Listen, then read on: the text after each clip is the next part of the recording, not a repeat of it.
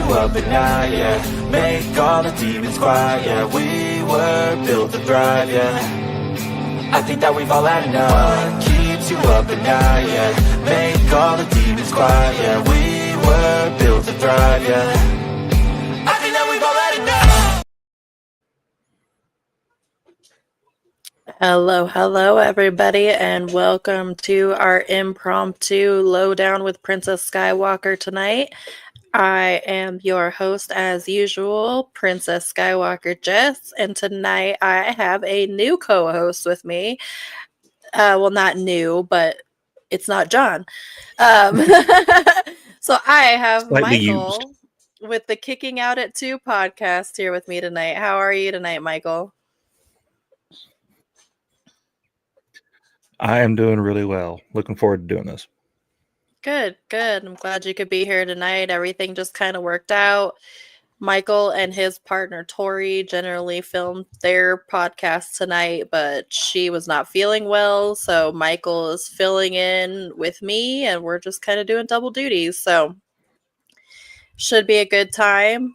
We are going to go over AEW Full Gear that happened this past weekend. Very good show. I liked it. I guess very good isn't exactly the word I'm looking for, but I'll give it a B. B minus, C plus. I'll give it right in that area. There was some good highlights to it. There was some good spots. Some really good, moments, but there was also a lot of confusion. There was a lot of chaos, and there was a lot of leaving things open at the end, I guess you could say. There certainly was. I would agree with that type of grading. One thing that me and Tori talked about a little bit, just kind of off stream, is the pacing of the night. I think is what kind of keeps it from getting that A grading, because some of the matches just felt like they didn't fit where they went. They definitely back end built this card. The last like 3 or 4 matches were the really good stuff, and everything else before that was just kind of like meh to get us to the end. Yes. So they definitely needed to move some of that stuff around a little bit. Absolutely. The match placement wasn't the best. Some of the matches that you thought would be really good weren't. And So ironically we'll enough, one that I thought wasn't going to be good ended up being really good. Exactly. That's where I'm going to go with that too. And most people are going to be surprised when I talk about this one and actually give it praise, because I'm usually putting down this person just because they're not my favorite. So let's get started. We're not going to get into the pre-show or the buy-in. So we're just going to start with the main card right away. We opened with the 4-way tag team match for the AEW Tag Team Championship. So it was Private Party versus the Kings of the Black Throne versus the Outrunners versus the Acclaimed.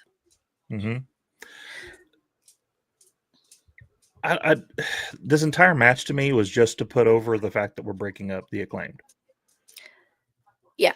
Like I didn't it really wasn't my favorite get anything else match out of this match. No, it wasn't my favorite tag match. Definitely planting those seeds of dissent within the Acclaimed more than they have been over the last few weeks. Getting deeper into them potentially breaking up pretty soon. But the match itself, I give maybe a C. It wasn't the greatest of tag team matches. I have a hard time when we've got multiple teams in a match anyways, because I have a really hard time paying attention.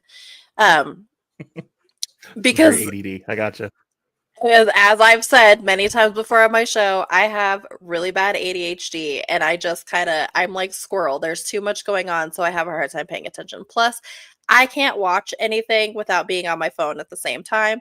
So I miss a lot of shit because I have to multitask. I can't just sit there and do one thing at a time. So I was multitasking a lot. Private Party won, and retained the titles, which they should have. Yeah, It was needed their to happen. first big title defense. If they hadn't have won, it was like, what was the point in putting the titles on them in the first place? So I was glad. I mean, I wouldn't have been upset with House of Black or the Kings of the Black Throne winning, but it didn't make any sense to take the titles off of Private Party already, just like at the It next pay-per-view. Yeah, it did not at all. I think, and we did the little preview with John over at Church Watch Sports, and Mhm. I think we all agreed on that. Of like, there was no reason why we would take the titles off of Private Party right now. It wouldn't have Mhm. made any sense at all. Yeah, it's like, why bother doing that? Yeah, exactly. It wouldn't have made any sense. So, Private Party won that match. They still remain the tag team champions, which is good. It'll be interesting to see who steps up next to Private Party. The tag team division has been very lackluster as of late due to the fact that the Young Bucks just held the titles hostage for so long. Yes, So it really kind of put a damper on the tag team division, but it would be nice to see them actually revive the tag team division and get tag team wrestling, back um back under a focus and get them some views again and get them some attention in general. yeah. It seems to be an epidemic when it comes to tag team wrestling. It's like any company cannot focus on it for too long.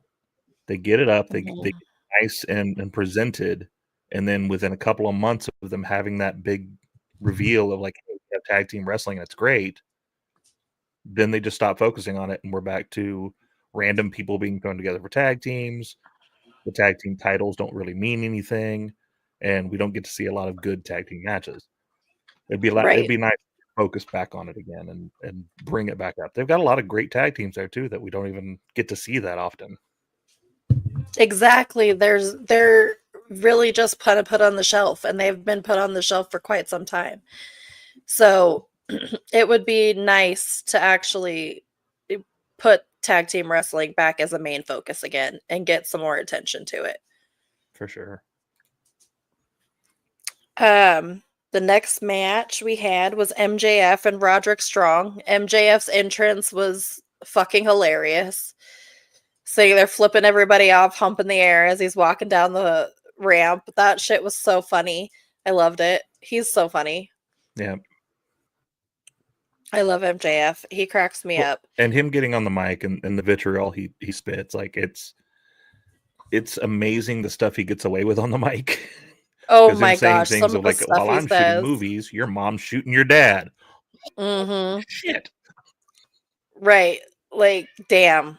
And Roderick Strong was just like, "Okay, no problem. You can go ahead and take that shot at me." But yeah, he's great on the mic. Um,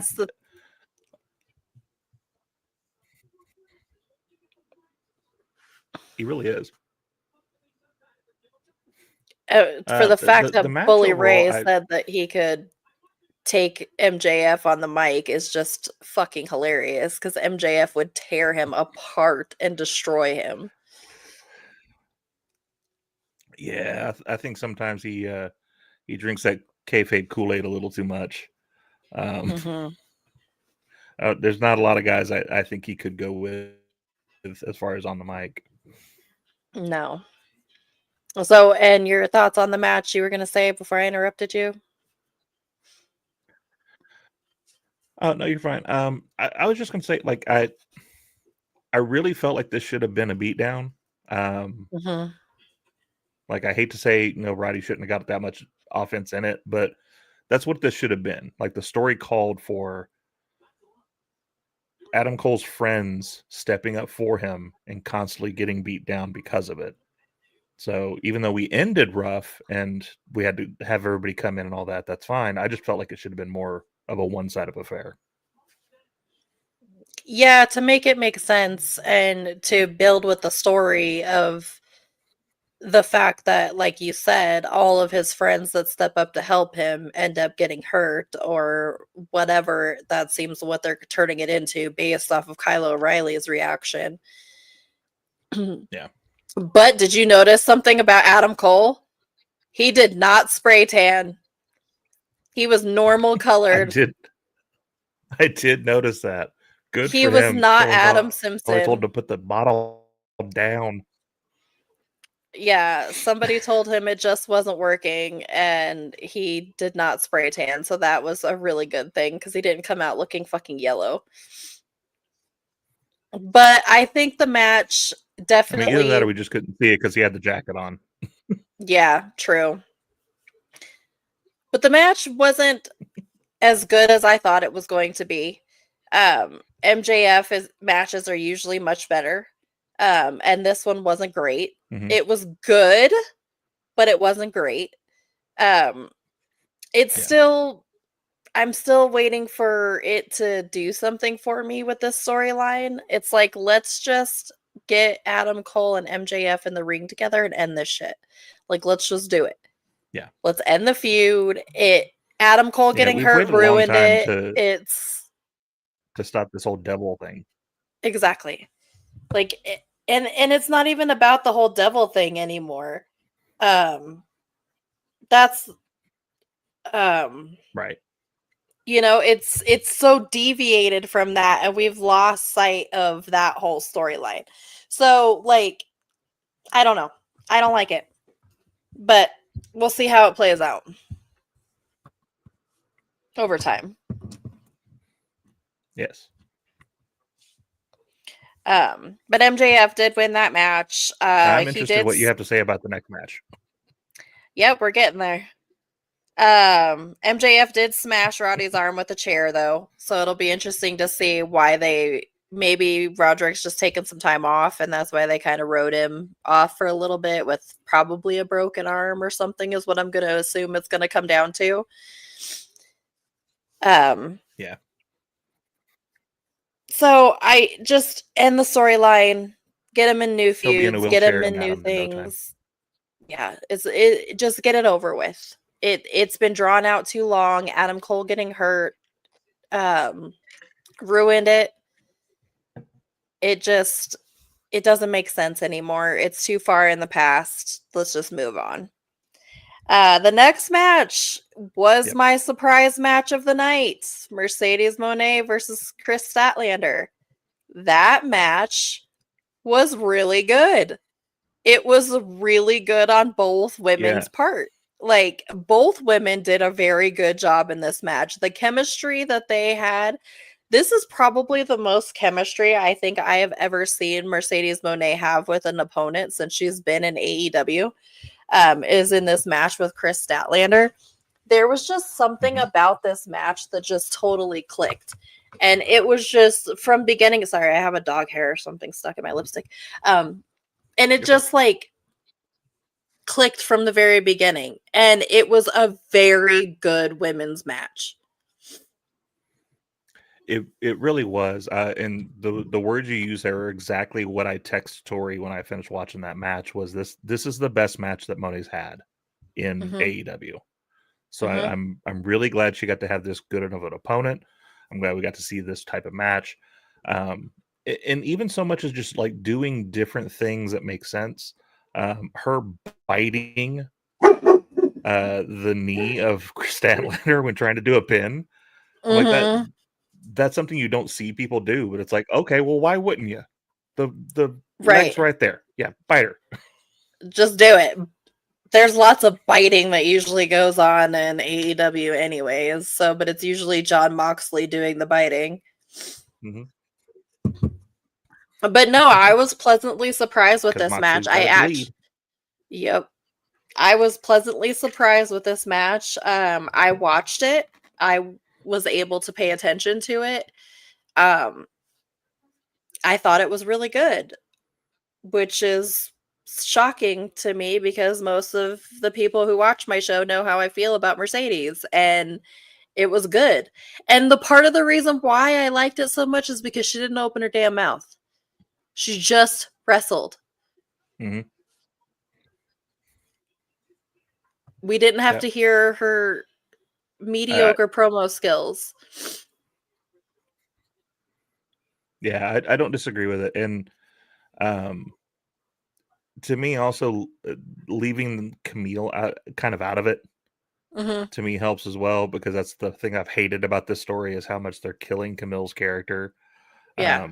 So her being ordered to stay in the back, her order not to be part of this, it made it just a wrestling match between the two, which is Right. And it what was we all clean. just wanted to see. Exactly. Yeah. It was a clean wrestling match. It had a clean finish. It was a good one. And they're definitely starting to plant those little seeds, though, of between Mercedes and Camille already. Oh yeah. With the way that Mercedes has been treating Camille. Yeah, that turn's going to happen, and when it does, I think we're gonna see a monster out of Camille. The day she got let go from WWE, to me that was one of those, that's a wasted talent. You let that one go, and that should have stayed and helped build your women's division. Mm-hmm. Absolutely. But I love Chris Statlander too. Like, it's always good to see Chris Statlander in a match because she's so talented and she's so good in the ring. I absolutely adore her. Yeah, she's massively talented. I'm interested to see where she goes character wise now, though, Mm-hmm. because we had the alien Chris Statlander before. She turned on the best friends, then she became this like evil person with that whole crew, and then she just kind of turned face again, Mm-hmm. but without any of the character that we had before. So it's like, well, Right. What are we I gonna need do with something her? from her. Right. Yeah. You gotta have something behind you, to make it interesting. But she's a good wrestler and she proves it in the ring. So that's what I love about her. Is she's a good wrestler Exactly. and she can put on really good matches. And she can make her opponents look good. Case in point, this match against Mercedes. Because this was Mercedes' best match and it just happened Yeah. to be against Chris Statlander. So the next Absolutely. match we had on the card was Hangman versus Jay White, which was also a very good match. I'll definitely give this one a B. Um, Jay White Mhm. and Hangman just have the best chemistry. It's all about chemistry when you're wrestling somebody. You have to have chemistry with the person you're working with, or it just doesn't work. And those Yeah. two have a great chemistry. And I thought Hangman was going to win this one, but Jay White took it. Um, but it was a good match. It wasn't as brutal as I thought it was going to be. I thought it was going to be a lot more violent um, between the two of them, just because Hangman has been a little unhinged as of late. So I thought it would be a little bit more violent and brutal, but it wasn't. But it was still a good match, all in all. And Jay White won It clean, was a which good I match. like.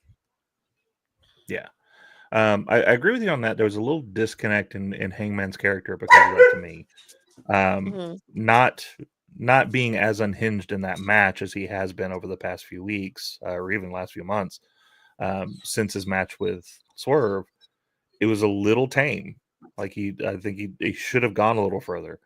But yeah, Jay White, I think, could wrestle a broom. I've watched him in New Japan. He's really good there. When he came to the U.S., I think they had a false start with him a little bit.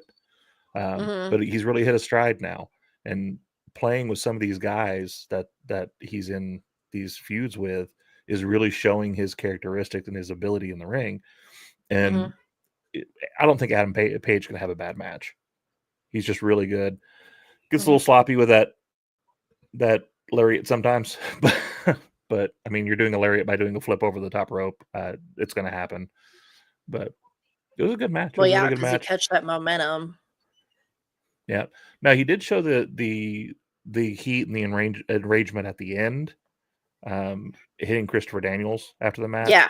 So Mhm.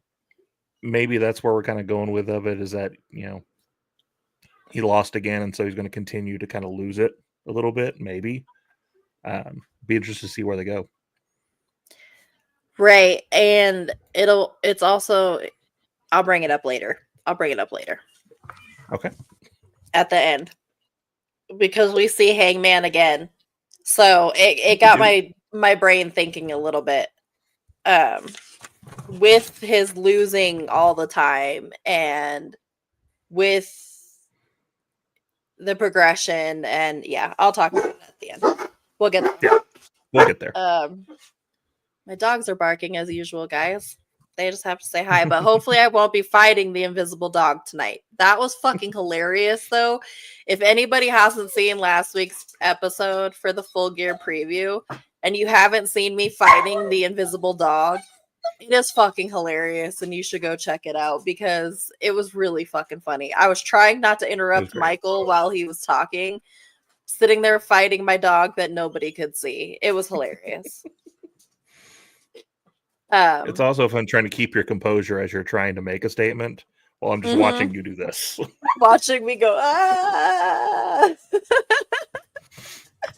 It was really funny. So you guys should go check that. Check out last week's episode. It was really funny. So the next match we had was Ospreay versus Fletcher, which was the other A match on the card, which everybody knew it was going to be because of who was wrestling each other. It was Kyle Fletcher and Will Ospreay. You can't have a bad match against those two. And those two together is just out of this world. Yeah, absolutely. I mean, and with these two, even just a little details, having Ospreay come out in the Punisher gear, and just like there was no frills, there was no excitement in that entrance. He just slowly walked to the ring, game face on, ready to go. That little change of character, just because he knows he's going to have to go in here and whoop his old protege's ass, it was a great touch. Yeah, so amazing match. They fed off of each other very well, student versus teacher. It was great. Of course, it comes back to chemistry again. I sound like a broken fucking record, but you can see how well they know each other and how well they work together by how good the match was. Yeah.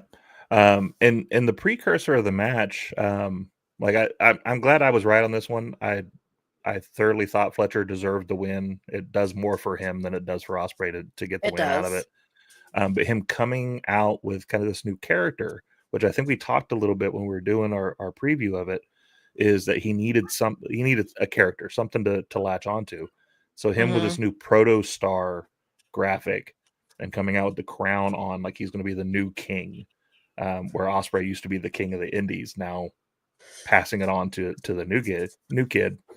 I think it's a nice little touch for him.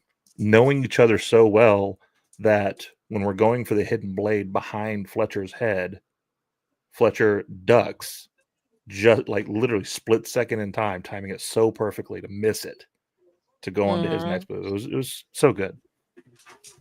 Yeah, it was really good. There was a lot of good spots in that match. And I like that Fletcher won clean.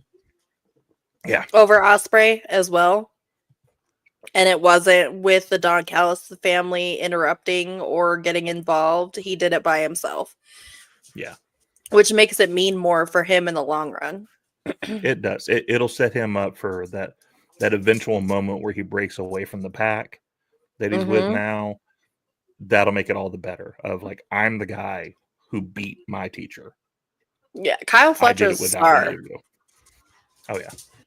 He's a star. He's a future champion. He's going to be big. Yeah. At some point, he'll take that main spot, and it'll be nice. Yeah. He's going to get in the main event scene, and I think it'll be sooner rather than later. Or at least I hope it'll be sooner rather than later. But I guess we'll see what they end up doing with him. Yeah. I hate to interrupt real quick. One of our followers posted a chat for us here. Breaking news, Eric Bischoff is going to be on WWE NXT on December 3rd through the 10th. Was that on Twitter? Or was that on yours? I'm guessing so. Oh, no, that was on our live chat on this one. Okay. I'm not seeing the comments. Weird. I'm not seeing any of the comments tonight. Oh, that was on our channels. Oh, gotcha. Yeah. But thank you, Dale, for letting us know. Thanks. I don't know if you were going to go on to the next match, but we got to talk about John's favorite segment, the champagne celebration. Yeah. We got to make sure The not to skip champagne that. celebration. I do have that written down. All I have written down is Mariah turns on Mina. That's all I have written down.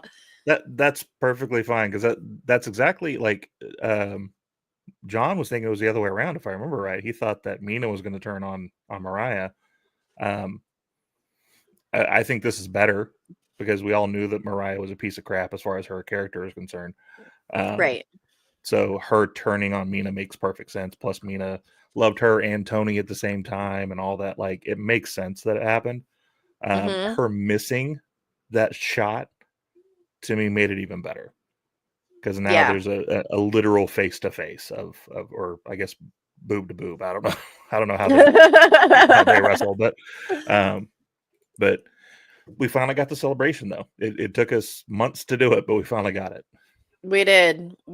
And, Mina got hers. I mean, she definitely destroyed Mariah, putting her off the stage through the table. That shot that's been all over Twitter of her bleeding from the mouth because she chipped a tooth or something. Just that is one of those like Becky getting hit in the face, the moments. Accidental or on purpose, Stone Cold bleeding in the sharpshooter. Like that's that moment of that could make her or break her. So hopefully they tag onto that and use that. Absolutely.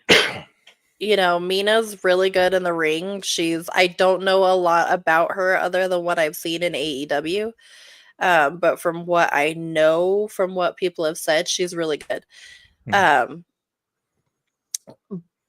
But my only gripe with this is there's so many established women in the locker room that should be getting that shot at Mariah May, not somebody that's just walking in from New Japan.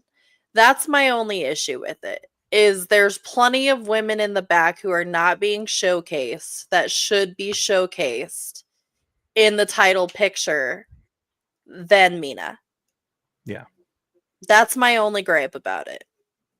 And that is a very valid gripe.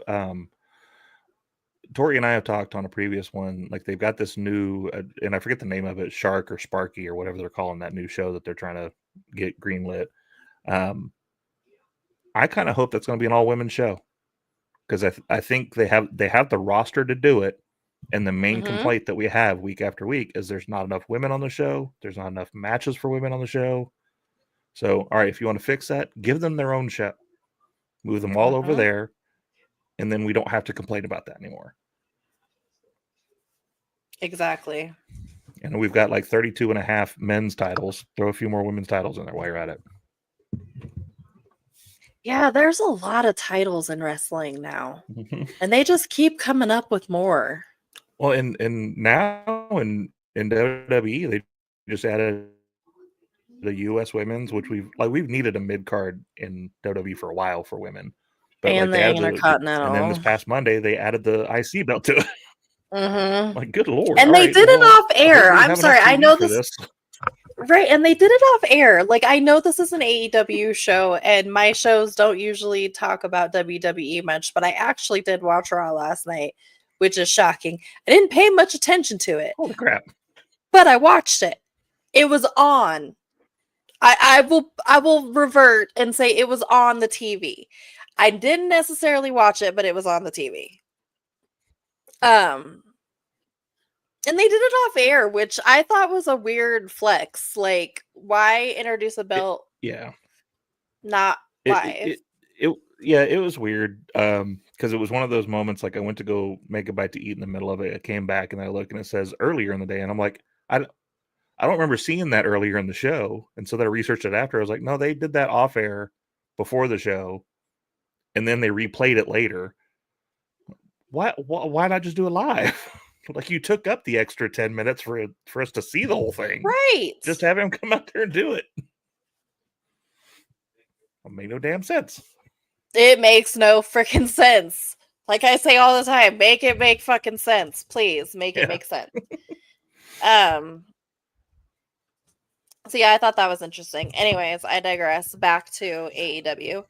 Yep. But yes, I definitely think there are more deserving women in the back to get a title shot at Mariah May at the AEW Women's Championship.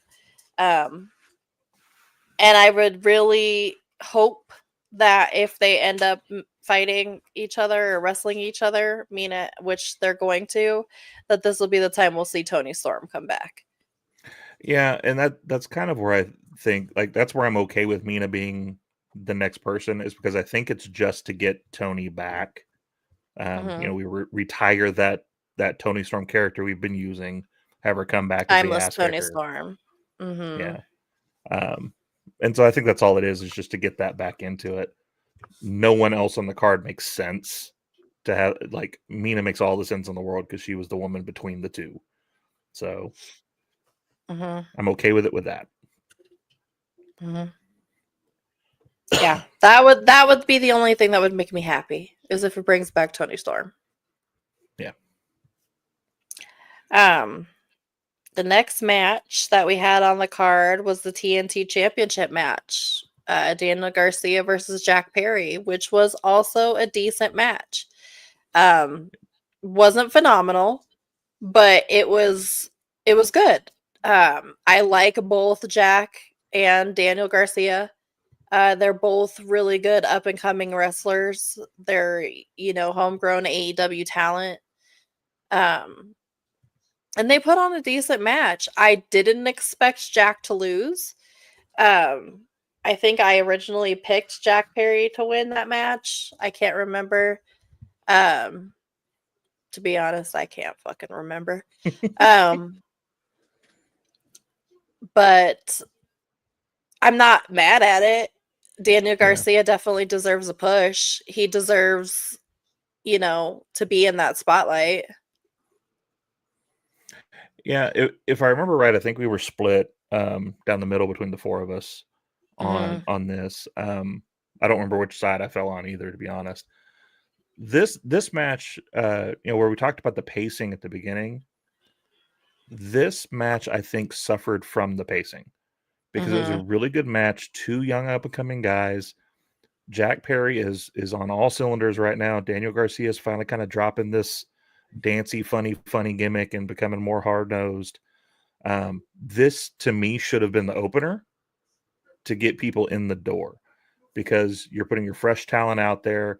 It's this great title. The only thing I hope he doesn't change the belt because I like this belt better.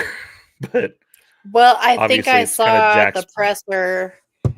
Yeah, that it's already back to the other belt. Damn. Because I needed a replica of that belt. That belt is just so good. Yeah, that belt is really, Jack did an amazing job on that belt for sure. That belt was cool.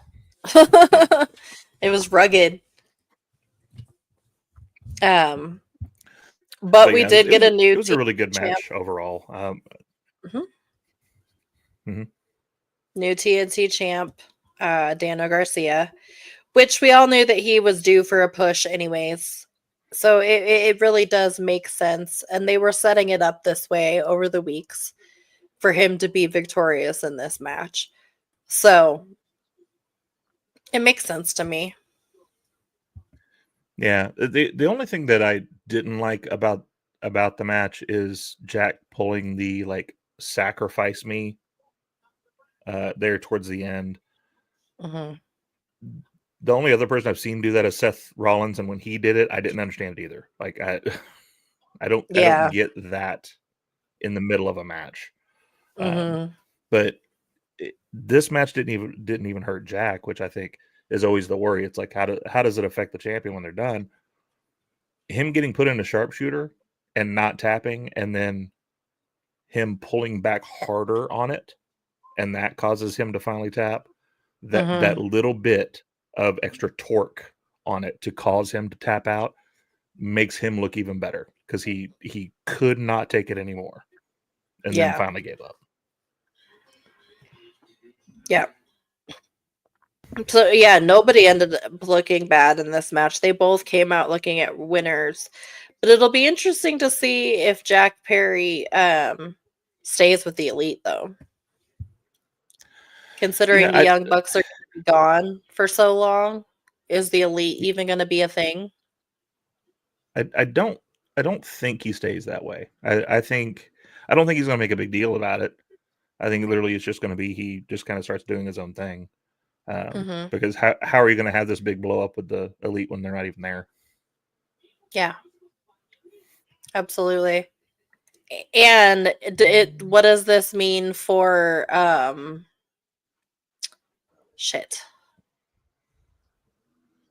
the other member of the Elite? Why am I having such a hard time remembering his name right now? Okada. Oh yeah. So is he going with the pattern of the Elite losing their gold? Is he going to be the next one to lose his belt? That may be. I mean, it's it's unfortunate, but it was another shiny toy situation. You have Okada, one of the best wrestlers in all of the business, and he wasn't even on this card. Yeah, I haven't seen him in a while. And you've got this was an overcard. Like there was too many matches on this, in my opinion. But still, like, how do you not have Okada, one of your champions, even in the pre-show, just somewhere on the match? But yeah, I don't know. Like, I don't know what they do with him now. I don't know. Do we just kind of have him lose his belt and try to repackage him again, get him back to where he was? Right. Get him back to somebody that was at, before they kind of made him into a joke in the Elite. Yeah. Just for this catchphrase, calling people a bitch. Well, however, Okada just looking at someone going bitch is kind of funny, but it is, but I would like to see him do some good matches again. Exactly. I ordered a shirt off of Pro Wrestling Tees once and got a shirt for free, and it ended up being an Okada shirt, and I had no idea who he was. So it was kind of funny. I didn't know he was until I started going down the Kenny rabbit hole. When Nakamura showed up in NXT, I started kind of looking back at Nakamura. Then I found Kenny Omega. From Kenny Omega, then I found Okada, and I'm like, oh god, these guys are amazing. Yeah, I really want to see Kenny back. Well, hopefully he should be back at the next New Japan big show. But he's one of two people now have said that as far as going back to AEW, they're doing fine without him. Right. So yeah, it's like, why did they need back there or not? Now they're doing just fine. So, on to the next match, which is my disappointment of the night, which was Ricochet and Takeshita. Too. This match was so disappointing to me, considering who was in the match. Like, I'm not a huge Takeshita fan, but he can go in the ring. Like, every match he's had has been a very good match. Ricochet's phenomenal. So, for this match to be so meh was just really weird to me, because I expected it to be more like the Kyle Fletcher Kenny Omega match. Or I'm sorry, we were just talking about Kenny Omega. Kyle Fletcher Will Ospreay match. And Ospreay. Yeah. I mean, I try to give Ricochet some credit here because he not in a fat way, but in a bulk way. He's bulked up quite a bit. So doing the fast-paced stuff like he used to do with Ospreay is obviously going to be harder with the extra weight. And we're a few years older than what we were. But part of it is Takeshita didn't even seem interested in the match, to be honest. Like, he Mhm. seemed bored through the entire match. Disconnected. And I think this may just be one of those situations. You talked about chemistry earlier, and that's all what it's all about. You've got two amazing wrestlers here. Maybe they just don't have the chemistry, because there were Mhm. spots that I have seen Ricochet almost do in his sleep that looked slow and disconnected. And Mhm. so I think maybe just these two don't have that chemistry, and so it just ended up being a bad match. Yeah, it wasn't good. It was very disappointing. Like I said, given who was in the match, I thought it was going to be much better. Yeah, But it was lackluster. It yeah, You're right, Takeshita looked disconnected from the match, just like he didn't want to be there. It just kind of like meh, whatever. I'm here, I'm in the match, but who really cares? Um yeah. when it could had the potential to be a really good match. It did. It had all the potential in the world, and sometimes it just doesn't come through. Um, it reminds me of a match that we didn't get to see, but we almost got to see before Eddie passed.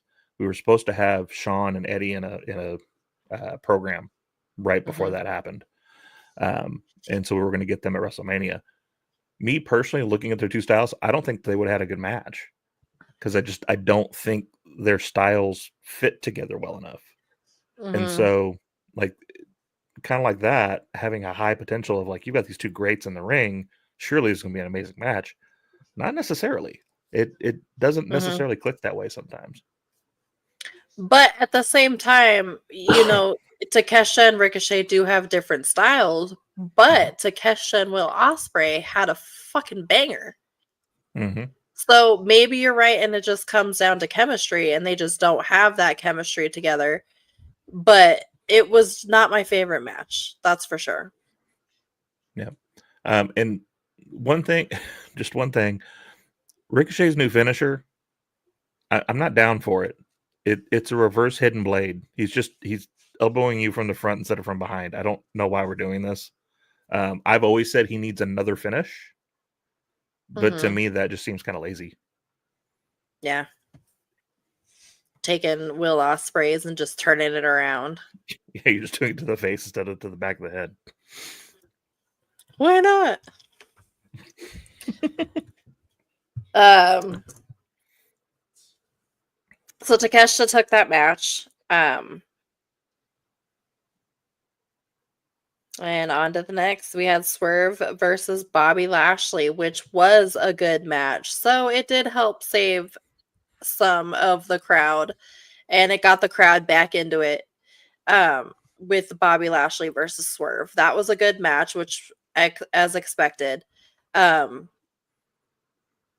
Lashley was in control for the majority of it. However, Swerve did have his points where he was in control, but they seem to have that, I guess, chemistry again. I guess I'm gonna say it 1,000 fucking times tonight.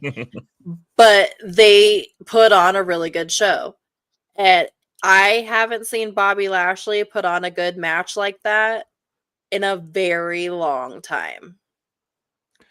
Yeah, Bobby is certainly a hit and miss. Like, depending on who he's in the ring with. Like, um, who was it Strowman? He had all the, like, no holds barred, falls count anywhere stuff with, I think.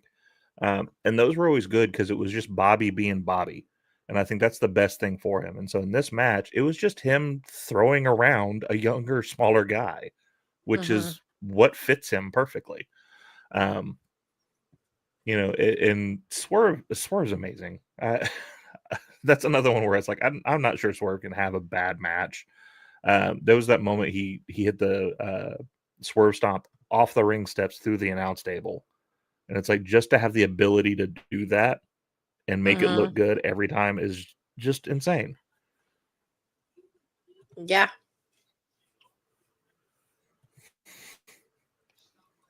it was. And just to be able to see Bobby Lashley be Bobby Lashley Because the guy is talented. He always has been. He's just always been held back. And he was able to not have to do that now. So it's going to be nice to see what they do with him and what they do with the Hurt Syndicate going forward. They're definitely building them to be a very powerful group. Swerve is going to have to find backup in order to, I don't know, come out victorious and defeat the enemy, whatever, in the end. So it'll be very interesting, and I'm interested to see who they end up teaming up with Swerve in order to go against this feud with the Hurt Syndicate. Yeah, we have a lot of options. As far as we have people on the indies that he's had some goals with people in the company. I think so. Keith Lee, like he used to run around with, and I think he's still with AEW. But like you have options for that. It will be interesting to see how we fill out that role, though, especially because I think we're going to get another member or two of the Hurt Business too. And maybe that's how we bring one of them in, as one of them comes on Swerve's side and then ends up turning on Swerve in the end. Yeah. I could see that happening. I could definitely see that happening, and it could potentially be Hobbs. There's been a lot of talk of Hobbs joining the Hurt Syndicate. So it could end up being Hobbs that teams up with Swerve and then turns on him. But we'll see. But there's a lot of potential to see who is going to team up with Swerve, for sure. Because I think they're going to end up having him come out victorious in the long run. Swerve in this situation and in this storyline, but he's not going to be able to do it by himself. No. Not at all. He's going to have the right people with him. For sure. And, maybe we look at the people that the Hurt Syndicate is scorned. You had, what is his name? Moth.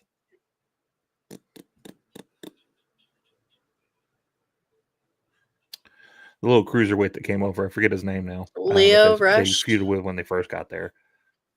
There we go. Leo Rush. You have him, that they kind of used him to their benefit, but didn't actually let him be part of the team. You've got Ricochet, who has the history with them. Like you have a good group of guys that you could use for this. So hopefully we don't screw it up. The long-term storytelling has not really been great in the past. So we'll see where it goes. Yeah, I think I liked it better when they just kind of did things on the fly. But Lashley did win his match, which everybody expected, and we all called that, I think, on the show. Yeah. Was that Lashley was going to win. I find it interesting. It wasn't by submission. It was by referee stoppage. I like that little twist of it. Right, because Swerve didn't actually give up. Yeah, he didn't made the call and he didn't give up too much. Yep. So that doesn't make Swerve look bad, because he didn't tap out, he didn't give up, he didn't get pinned. So it still gives and all his promos Swerve lean on that, saying I could still have more fight in me. Exactly. It still gives Swerve that edge without, taking too much away from him. Because the fall of Swerve has been interesting. Going from champion to what it is now has definitely been an interesting transition. It's weird seeing Swerve in such a vulnerable position. So I guess my hopes is that they're going to build him back up again by having him eventually overcome the Hurt Syndicate. I would think so, yeah. So then we have our main event. which was fucking chaos. It Just was. utter goddamn chaos. I do love that we are stripping away a little bit of that comedic character because there was no standing at the ramp with the thumb. There was none of, like, he came down, went straight in, orange He meant punch, business. trying to get this done now. Like, I love that we kind of stripped that away a little bit. What was it, 3 or 4 orange punches just right off the bat? Yeah. Which then caused him to powder, caused Mox to powder, and then he did a suicide dive. Like, it was a great, like, getting him off of his off of balance for that first bit of it. It made you think that maybe we could actually do this. And there was a couple of times during that match where I thought Cassidy was going to do it. I mean, there was that one near fall that was so fucking, everybody was holding their damn breath at that point. So that one, I actually thought he got it. The stream I watched after, apparently at some point the audio got off of the visual, and so I heard a 3 hit, and I look up, and the shoulders are still on the mat, and I was like, "Oh, did he actually do it?" And then I found out it was like 1 second off on the video feed. So I was like, "Oh, okay, no, he kicked out when that happened." Okay, gotcha. Yeah, that one was really close. So I was like, "Holy shit, is he about to do this?" But I kind of knew he wasn't going to. I called John Moxley was winning it at this point, because what's the point in taking it, like the Private Party? What's the point in taking it off of him when they've got this whole storyline going and he's trying to take over and he's got the AEW championship held hostage basically in some way, shape, or form. So I wasn't surprised that he kept it. Yeah, I mean, eventually AEW's got to win the day, but we can't do it 2 months after he won the belt. Then the whole story, there would be no purpose for it. It was utter chaos, like you said, though. You had the Death Riders all going in there and doing their little bits of stuff, which caused then the conglomerate to come out and battle them too. So it was just chaos from the beginning. Like once we finally got into it. And then you had friggin' Hangman out there. You had Jay White Christian out there. You had Jay White out there. I mean, there was so much chaos there at the end. It's like in every single pay-per-view, are we going to have Christian come out and tease signing the contract? Yeah, and if it wasn't for the story, I think last night would have been perfect. Because we all think, okay, Mox has it, we're going to keep going with this, and if Christian put a wrench in it right there, that would have been kind of fun. But I do like what they're kind of playing with him and Hangman. Like, are they working together? Are they not working together? I think you had an idea that you were going to talk about. I did. And that was the interaction between Mox and Hangman. Okay. And are we going to have the first AEW homegrown person switch over to the Death Riders being in Hangman? Because he's losing. I mean, it's not a bad call. He's losing every match, basically, or a majority. Not every match, but a good majority of his matches he's losing. It could be the whole angry at AEW thing, not getting his place, blah, blah, blah, and that's why he joins the Death Riders. I mean, I don't know. Just making shit up. But who knows? Yeah. No, I think that's a good call. I mean, just looking at it, like you talk about him losing, I don't think he's won a singles match since the Swerve loss. I think he's won a couple of like tags or random stuff, but nothing substantial for his career. And so him hanging on that, going, AEW ripped this chance from me. They gave the chance to this kid Swerve, and like my life has been hell ever since. Mm-hmm. Would be a good reason for him to then switch over. And I think he'd fit right into that crew. Just opportunistic, guys that come out there and beat you down. Yep.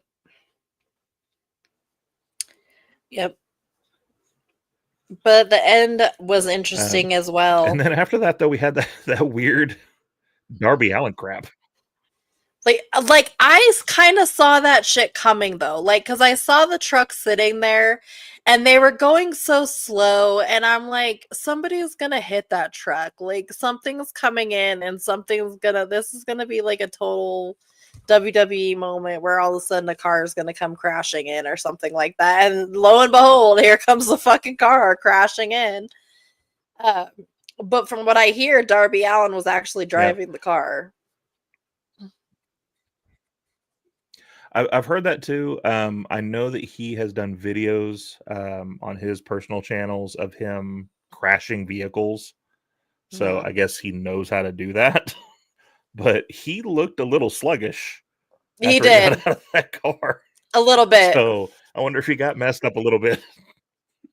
Yeah, I wonder if he like hit his head or something like that, because he did seem a little disheveled after that. I did see a tweet about it though that I kind of agree with, and it was someone asking the question, when did we start doing go home episode angles on a pay-per-view? Because that's kind of what this was. Like, why are we doing this at the end of a pay-per-view with a guy that wasn't on the card? Like, why are we ending a pay-per-view that way? That should be like a end of the next Collision or something like it. I don't know why we did it here. Yeah, it was definitely an interesting placement for it, for sure. I guess Darby has been feuding with him off, this whole time. So yeah, I mean, it doesn't really. Him doing it to them makes sense. To me, it was just the placement of when we did it, Mhm. and also them having a second car. Like, to me, he should have hit the truck and then camera cut. Like, we don't know what happened. Are they hurt? Are they okay? Like,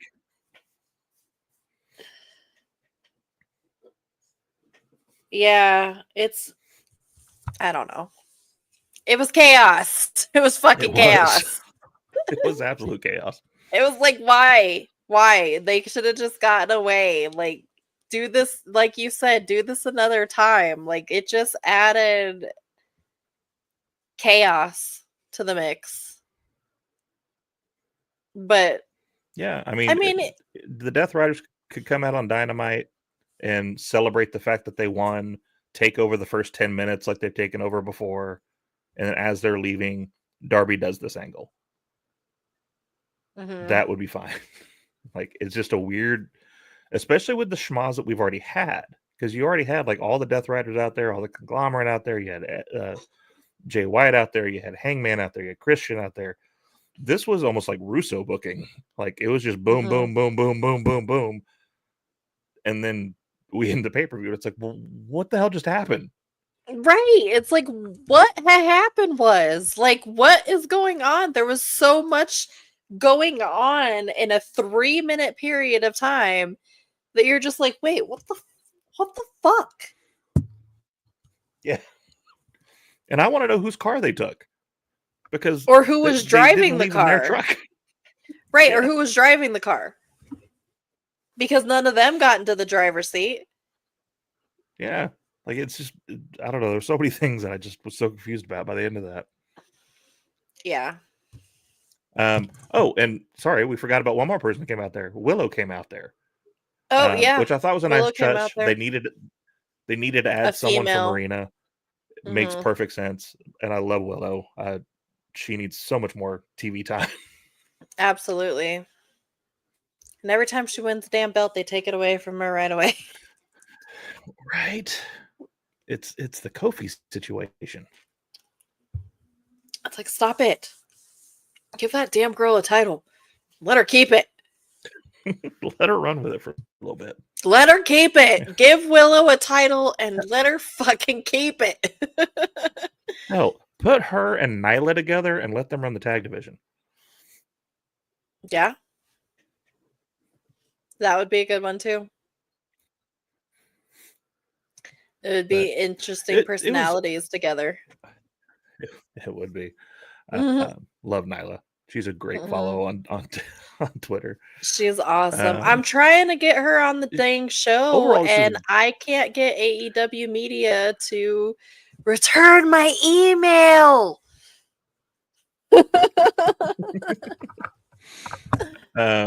Well, you're starting higher than we are. I'm trying to get Danny on mine. That's it. Like that's the level of where I'm going right now. Yeah. I don't know. I'm just overall, gonna start emailing them every day. Just spam email. Just spam them. I would say it was probably a good overall about a pay-per-view. B+. I'll give it a B. I don't give it a B+. I'll give it a B though. It's definitely around that 85% mark. Right in the middle of the B range. I think by the time we got to the Perry match, I just think the crowd was over it, and so anything after that, good matches, but it's just it wasn't good enough in time, and so by then they already didn't care. Plus, it was how many matches were on this card? It was a big card. There was a lot. I think I saw somewhere that there was 12. Yeah, I think including the buy-in, I think it was 12. Including the buy-in, there was 12. And so, like in today's day and age, where we separated WrestleManias even because they were getting too big, and most like WWE pay-per-views now are like a solid 5 or 6 matches. You're asking people to sit there for a long time. You are, and the thing a really long time. Yeah, and the thing with AEW is like, and this is the thing I'll always give them is their wrestling is always pristine. They have great wrestling there. But to have great wrestling, you have to have great time. And so you have 12 matches, each of those 12 matches having the time to be good. Asking people to sit there for 3.5, 4 hours anymore is like pulling teeth. They're dead by the end of the night. Well, because the main card in itself was 3 hours and like 50 minutes, something like that. So the main card in itself was long, not to mention the hour and a half worth of buy-in that you had with the talking and the matches on that. And it's a long time to have people sit and watch a show, especially in an arena. I mean, that shit gets so uncomfortable. Those arena seats are not comfortable. They start to smell after a while. They're not.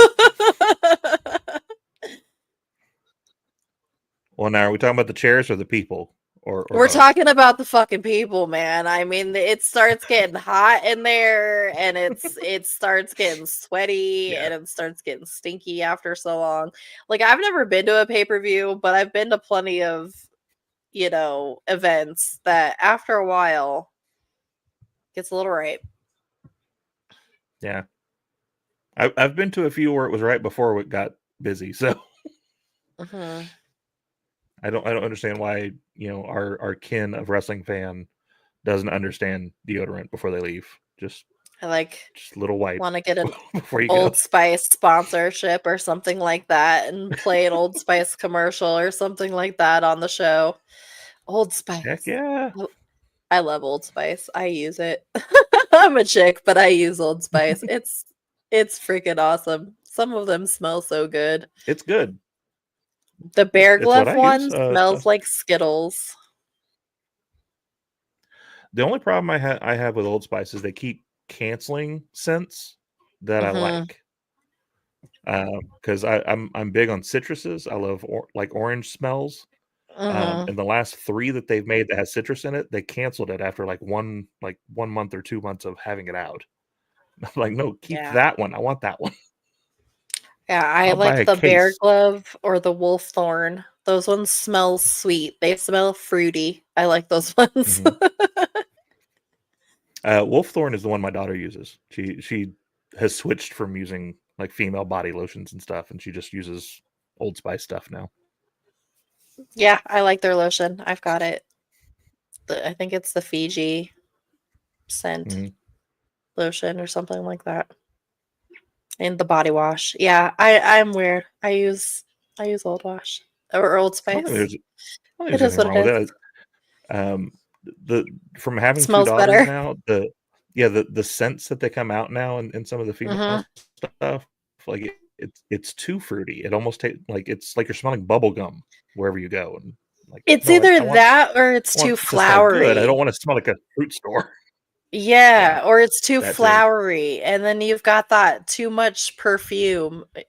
But anyways, main point of this whole conversation that we just digressed on talking about deodorant and body spray is wear fucking deodorant when you go to a damn event. Yeah. Make it part of what you buy before you buy merch.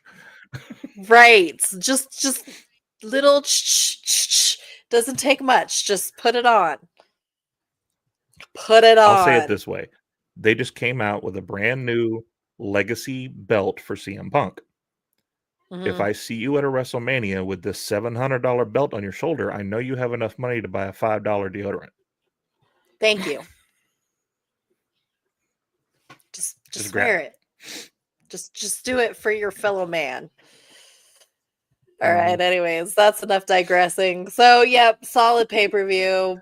B had it up at down moments. Definitely would have switched around the placement of the matches a little bit more to keep things more exciting. Would have not put the Mariah May segment where it was. I definitely would have probably put that way earlier. Maybe even open with it. That should have been the buy-in.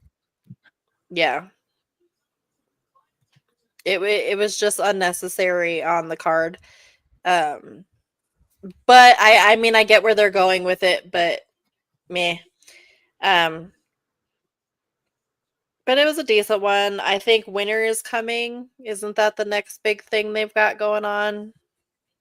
I think so. And that's just a renamed Dynamite, if I remember right. Yeah. It's not a pay-per-view, so. It's usually a good show, though. I mean, it's been good the last few years. Yeah. I mean, that's the thing with them is like they're big shows, and this is something that me and Tori always talk about because we end up unfortunately giving a lot of bad reviews when it comes to AEW stuff. Their week-to-week shows. Their pay-per-views are always great though. Like that's always going to be a good time. So their special branded winners coming and all that, like those shows are always good because they're putting on the best for that show. We just need to find out how to keep that momentum going after that show's done. So we're not tuning in next week and seeing stuff that nobody cares about. Yes. They need to be more consistent with their weekly programming. That's for sure. That's definitely a valid gripe when it comes to AEW is they need to be more consistent with their weekly programming because they're very up and down. 1 week will be fucking phenomenal, and the next week you're like, what the fuck did I just watch? Like, what did I just spend 2 hours of my life watching? Like the go home shows lately, the last 2 of them have been shit. Well, this particular pay-per-view, it's like almost they did it backwards. The episode after the last pay-per-view was great, and then gradually week after week it's just gotten worse. And so here's the thing I do want to say. So we had a situation where Mox and who was it that was helping him at the time?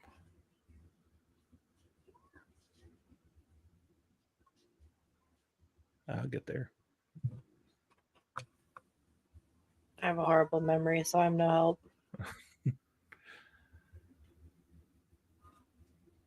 Yuta was the one that was helping him do it. So Mox was holding Cassidy, and Yuta was pouring whatever that solution was into Cassidy's mouth. We went from doing massive damage, plastic bags, all that stuff, to playground pushing, and now we're shoving chemicals down someone's throat. It's like even just that's not consistent. the last time we saw them on TV, they were pushing him around like it's a schoolyard. Right. Why would that's insane to go from that to I'm pouring chemicals down your throat. Right. I'm pouring solution down your throat. Yeah. That's definitely an Yeah. interesting jump. Well, and then something that kind of came to my mind is I saw on Twitter that Ricky Starks showed up in GCW and was doing a promo that seemed very pointed at his AEW booking, and then did an interview with Chris Van Vliet that kind of said the same thing. And like even just that, because not too long ago we had him on a high level angle with Edge, and I understand that Edge is injured now, but you had him in a prominent role, and then he's just gone. Like Edge gets injured, and we don't talk about Ricky Starks anymore. As of tonight, he's been pulled from all future GCW events by AEW. Yeah. So he's no longer going to be facing Matt Cardona or any of that going forward. They pulled him from all the events. So yeah, I would think he knew that was coming. So I think he tried to do his best to maximize the minutes, and so he was out there with a live mic and went, all right, I'm going to say what I got to say because I'm out here. It's just a weird situation because of how for the wrestler this company was. And then now we're holding Ray Phoenix back because he was injured for too long. Miro is still on contract somewhere in the back, or even I think he's at home. Last I read is he is just writing out his contract at home. Let these guys go. You don't have space for them. You don't want to work with them. Let them go. Let them do their thing. I'm even okay. Like, I understand that people don't like the fact that there's a no compete clause in a lot of WWE stuff, but I understand that because you don't want a situation of I release them today and they show up on Raw tomorrow. yes, So that's fine. Do that. Let them go. Give them their papers. Say you got 30 or 60 days. Sit at home. Do indies if you want to, but nothing TV based for 30 to 60 days. And just let them go. You're having this talent just wasted, and it's just hurting them. Yeah, it is. And Ricky Starks is talented. So talented. So something happened to put him in the position he's in, though. Yeah, and we're not there, so obviously we don't know who did what. Right, and something that shockingly enough hasn't gotten out. They sidelined him for a reason. I mean, we got security image of people choking each other. Exactly. So I don't know how we don't know anything about this, but yeah. Well, it was great having you on tonight, Michael, having you on as my co-host for the evening. I want to say thank you to all 114 people that are watching live on the YouTube. And we've got about another 65 on Twitter or X or whatever. So thank you, everybody, for tuning in tonight. I appreciate you all being here. We will be back next week with another episode of the Lowdown. It'll be back on Thursday nights. Just didn't do it Thursday this week, obviously. Thanksgiving. It's also my anniversary on Thursday, so it all kind of falls on the same day. But Michael, you want to go ahead and let everybody know where they can find you? Yeah, absolutely. I am kicking out at 2 on Blue Sky on Twitter. You have to add a PC to it, but we're on Twitter as well. On Twitch, on YouTube, we're kicking out at 2 on both of those. And we have a TikTok as well, also kicking out at 2. Great. Go give them a follow. Go give them a subscribe on their channel. Definitely catch their shows. They're great, same content. There's so much wrestling content out there. You guys, it's like a buffet. You guys can pick what you want to watch. You can find me on X at Jess Skywalker 10. You can also find me on YouTube at the Lowdown with Princess Skywalker. So go ahead and go give me a sub. There's lots of you here. Everybody go hit that subscribe button if you have not already. But thank you for tuning in tonight. I appreciate all of you being here, and I will see you next Thursday. Peace. Bye, everybody.